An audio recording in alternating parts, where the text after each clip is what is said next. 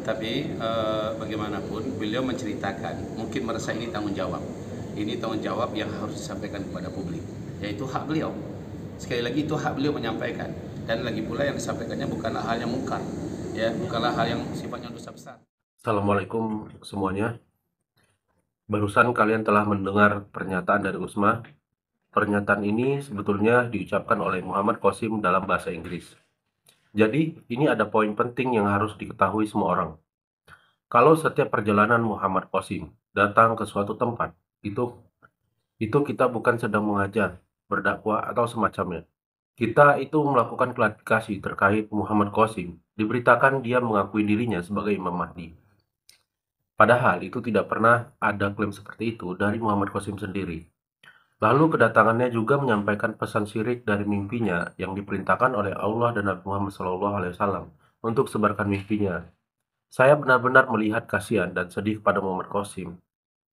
Dia benar-benar telah membuktikan bahwa dia akan melakukan pekerjaan ini sesulit apapun itu. Dan sekaligus momen ini bisa teman-teman helpers bantu sampaikan ke media Malaysia, terkhususnya yaitu Zawi. Sebab di sini, ulama Indonesia aja mendengarkan penyampaian Muhammad Qasim dan dinyatakan tidak mengajarkan suatu kesesatan atau tuduhan lainnya yang tidak baik. Karena dari pihak Jawi di Malaysia telah pun membuat berita salah yang mengatakan Muhammad Qasim mengakui sebagai Imam Mahdi. Hal ini membuat satu hambatan bahwa apa yang ingin Muhammad Qasim sampaikan, orang-orang jadi tidak mau lagi untuk mencari tahu kabar berita mimpi Muhammad Qasim dikarenakan mereka telah mendengar lebih dahulu bahwa Muhammad Qasim ini sebagai orang yang telah banyak bermimpi bertemu Allah dan Nabi Muhammad SAW serta mengakui dirinya sebagai Imam Mahdi, sehingga orang-orang tidak mau meneliti isi mimpinya, padahal itu tidak benar. Baiklah, seperti ini video pada saat pertemuan oleh Usma kemarin. Silakan simak baik-baik. And they see the sword in my hand. Habits they make statues and they make decoration pieces in animal shapes and they make big advertising boards and they make statues around the city to look more beautiful city. So Muslims adopt this culture also, and if we see we Muslims also can see our around the city there is statues, unnecessary pictures, big advertising board. So these are all form of shirk and response. So we are Muslims. Even if we see Abu Nabi Muhammad sallallahu alaihi wasallam destroy the statues, false gold statues in Kaaba on Fatah Makkah, which was 360. And Prophet Muhammad sallallahu alaihi wasallam destroyed those statues by himself. And it's a sunnah. We follow the sunnah of Prophet Muhammad sallallahu alaihi wasallam. This is also a sunnah of Prophet Muhammad sallallahu alaihi wasallam to not to destroy the statue, but instead of this, we make decoration pieces and we put in our homes. And there is hadith also. One time, Jibreel alayhi salam came to Prophet Muhammad sallallahu alaihi wasallam, but he was not entering to Prophet Muhammad sallallahu alaihi wasallam home. Then Prophet Muhammad sallallahu alaihi wasallam asked, "Why you are not entering my home?" Then Jibreel alayhi salam replied, "There is a picture in your home. Either you have to cut his head or ruin your food. Then I will come." And imagine the Prophet Muhammad sallallahu alaihi wasallam is the last messenger of Allah and the most beloved prophet of Allah.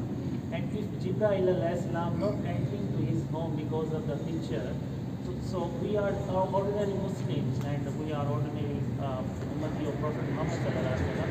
How the angel of the mercy of Allah will come to our home when we have a picture in our homes? And if we see many people have tattoos on their bodies and they go to Hajj and do Umrah. So how is it possible that a person have a tattoos, pictures on his body and he do Hajj and Umrah? We must bring awareness of this to all Muslim Ummah. These are form of shirk, so we have to avoid this. When we avoid this and remove this shirk and its form, then Allah will help us. And when Allah will help us, then Muslims started to rise again in the world, and they will get their lost status back. For yourself and your dream, not for another, another for woman.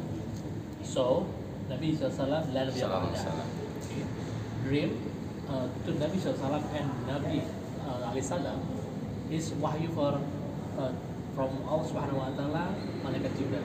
But we are if we have a dream just for ourselves, not for another, not for umat. Ya. Tapi bagaimanapun beliau menceritakan, mungkin merasa ini tanggung jawab. Ini tanggung jawab yang harus disampaikan kepada publik, yaitu hak beliau. Sekali lagi itu hak beliau menyampaikan, dan lagi pula yang disampaikannya bukanlah hal yang mungkar, ya, bukanlah hal yang sifatnya dosa besar, tetapi menjadi keyakinan umat ini harus menjadi pertimbangan kembali, karena tidak ada yang bisa menjadi keyakinan kecuali sesuatu dengan dalil qat'iyyut thubut. Hadza majtama'a alaihi a'immatul salafus salih wal khalafus salih. Jadi dalam hal ini beliau menyampaikan itu hak beliau, dan sekali lagi itu hak beliau. No problem. You say to anybody, to any people in the world, you can say that. Tetapi bukan untuk diyakini oleh umat. Jadi kalau ada umat merasa saya percaya dong, ya silakan. Setiap umat juga berhak untuk percaya. Faman syaa falyu'min wa man syaa falyakfur. Siapa yang mau silakan percaya, siapa yang mau silakan ingkari. Ya, begitu. Tapi sekali lagi pegangan Ahlussunnah wal Jamaah tidak bisa berpandu daripada mimpi. Itu perlu diingat. Ya, itu perlu diingat. Namun sekali lagi beliau diberi oleh Allah atau mimpi-mimpi seperti itu beliau sampaikanlah. Bagi Buya hanya mengingatkan kepada umat, kita panduan kita Al-Quran Sunnah. Sesuai dengan Al-Quran Sunnah ikuti. Tidak sesuai Al-Quran Sunnah lepaskan. Selesai. Ya. Okay. So in Islam, dalil the high is the Al-Quran and Sunnah Nabi Sallallahu Alaihi Wasallam. And then your day, you have. Alhamdulillah. Alhamdulillah. I listen about you too much. I always follow about your dreams. Alhamdulillah, your followers in your YouTube. Alhamdulillah, I always looking to that. Alhamdulillah. But there are your para pengikut Followers. Your followers always think you are Imam Mahdi. Did you said about it for them? No. I never tell anyone to call me like this. Even I told them not to call me like this. I'm just a simple ummati of Prophet. Allahu Akbar. And I never claim anything. Inshallah, in future I will never claim. Masya Allah, Masya Allah, Masya Allah. You are Ahlussunnah wal Jamaah, right? Yes. Oke, jelas ya. Jadi beliau sendiri menyampaikan di sini semua yang disangkakan orang tentang saya itu tidak benar. Saya tidak pernah menyampaikan saya Imam Mahdi, dan saya tidak pernah ngaku-ngaku sebagai Imam Mahdi. Justru saya ingin membenarkan, saya ingin meluruskan semuanya. Saya datang kemari untuk meluruskan semua asumsi salah yang disematkan kepada saya. Mudah-mudahan beliau ketika Buya tanya, antum Ahlussunnah wal Jamaah kan? Ya, tentu saya Ahlussunnah wal Jamaah. Maka sudah jelas, tidak usah lagi kita terlalu membabi buta ya untuk mengklaim seseorang sebagai Imam Al-Mahdi, sementara beliau sendiri memastikan saya bukan Al-Mahdi. Walaupun ada kemiripannya Buya, kan gitu kan? Ada kemiripannya, Al-Mahdi itu juga nggak ngaku seperti itu. Masalah semua mimpi yang ditemukan oleh Muhammad Qasim selama itu sejalan dengan panduan Nabi, tapi lebih merinci kepada teknis, itu oke. Tapi kalau ada sesuatu yang sifatnya fundamental, yang sifatnya sangat sakral, yang sifatnya sangat inti, berbeda dengan yang dari hadis Nabi, tinggalkan itu. Kita hanya berpegang kepada apa yang dari hadis Nabi Sallallahu Alaihi Wasallam. Jadi sebanyak yang beliau sampaikan tadi, it's okay, nggak ada masalah yang sampaikan tadi. Ya betul, kesyirikan ini betul-betul sangat menggurita hari ini. Makanya ada di dalam surah An-Nur ayat 55, Allah menyatakan ketika khilafah nanti berdiri, la yusyrikuna bi syai'ah. Maknanya tidak ada kesyirikan yang wujud lagi di muka bumi. Artinya apa? Pada saat ini kesyirikan itu membungkus bumi. Umat ini menghirup udara syirik ya dalam kondisi sekarang. Tetapi al-imanu bisyam. Al-imanu bisyam, al-imanu bisyam. Iman itu tetap eksis di negeri Syam. Dan dikerinci lagi oleh hadis Nabi, mereka berada di Baitul Maqdis. Artinya mereka lah yang akan berikan pertolongan dan kemenangan. Umat Islam tidak, Palestina tidak akan dimenangkan dengan umat Islam yang ada di seluruh dunia. Mereka du'afa. Ya, mereka seperti apa? asabahumul wahad, ya. Tidak akan pernah dimenangkan umat Islam Palestina itu dengan umat Islam yang ada di dunia. Tapi peranan mereka, doa mereka, harta yang mereka kirimkan sudah jadi bentuk dalam bentuk bantuan. Kemenangan itu langsung di dalam mereka. Itu pun Allah ungkapkan di surat Al-Isra ayat 4, 5, 6 dan 7. Di surat Al-Isra itu kemenangan itu dari dalam, bukan dari luar. Hari ini 2/3 dunia sudah berpihak kepada Palestina. PBB pun sudah menyatakan keberpihakannya kepada Palestina. ICZ juga sudah menyatakan bahwa Israel adalah penjahat, enemy, ya kan? Dia harus menarik kembali semua penjajahannya. Dia harus mengganti rugi semua apa yang telah disebabkannya dan sebagainya. Itu menandakan apa? Dunia hari ini sudah mulai berpihak kepada Palestina. Itu atas rekayasa siapa? Allah Subhanahu wa taala. Dan itu disebutkan Nabi dalam hadis. Nah, jadi saya dengan beliau, selama beliau membaca hadis-hadis Nabi, semua mimpi-mimpinya disesuaikan dengan hadis Nabi, selesai masalah. Tapi kalau seandainya ada mimpi-mimpinya dengan hadis Nabi tidak ketemu, maka yang jelas harus dibuangnya mana? Mimpi. Itu yang harus dibuang, mimpi. Tapi kalau seandainya sesuai, jalankan. Mungkin itu pengaturan teknis yang didatangkan dalam mimpi beliau.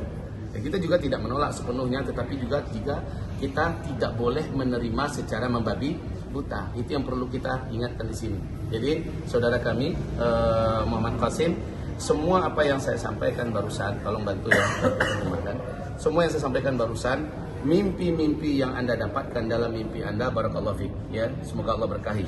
Tetapi mimpi itu disepadankan dengan hadis-hadis Nabi yang sudah dituntunkan oleh Nabi Sallallahu Alaihi Wasallam. Bila bersesuaian, lanjutkan.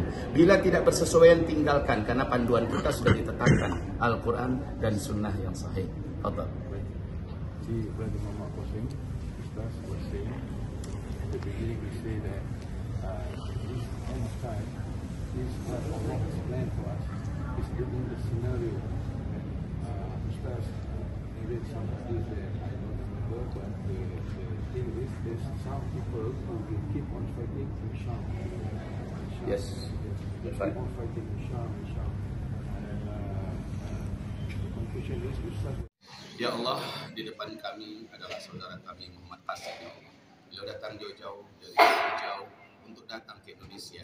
Tidak ada yang dia maksudkan kecuali hanya untuk menyambung tali silaturahmi dan untuk memperjelas apa yang selama ini menjadi syubhat di tengah-tengah umat. Banyak orang-orang yang mengklaim dan mengaku beliau adalah Imam Mahdi, dan beliau sendiri mengatakan saya tidak pernah mengatakan itu dan saya tidak mengakui diri saya adalah Imam Mahdi. Itu adalah sebuah kekeliruan yang saya luruskan, dan saya sekarang adalah Ahlus Sunnah wal Jamaah yang berjalan di atas pada Al-Quran dan Sunnah.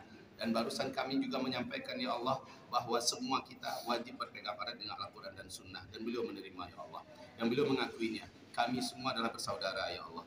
Maka lindungilah beliau, lindungi kami, ya Allah, di akhir zaman ini, dan jadikan kekuatan kami, ya Allah, semakin padu, semakin kuat dan semakin hebat ketika kami bahu-membahu untuk menegakkan agama-Mu di akhir zaman ini. Ya Allah, lindungilah umat ini dari perpecah belahan, ya Allah. Lindungilah umat ini dari permusuhan, ya Allah. Lindungilah umat ini dari diadu domba sesama mereka, ya Allah.